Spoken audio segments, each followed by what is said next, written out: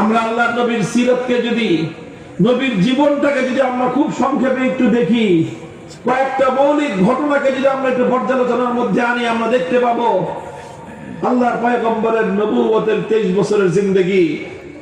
হেরার গুহায় তিনি নবুয়তের আলো পেলেন, ওহীর সন্ধান তিনি পেলেন।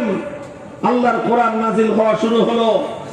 আল্লাহ পাক রব্বুল আলামিন আমাদের নবীকে নবুয়ত দিলেন, রিসালাত দিলেন, হুকুম করলেন, এবার যান দুনিয়ার মানুষকে আপনি একত্ববাদ এবং তাওহীদের দাওয়াত দিন। নবী আকরাম সাল্লাল্লাহু আলাইহি ওয়াসাল্লাম তাওহীদের দাওয়াত নিয়ে তিনি তার কওমের কাছে, তার জাতির কাছে গেলেন। গোটা আরব, গোটা মক্কার অধিবাসীদেরকে একত্রিত করে মক্কার মানুষকে তিনি ডেকে বললেন, ইয়া আইয়ুহান নাস কুলু লা ইলাহা ইল্লাল্লাহ তুফলিহু।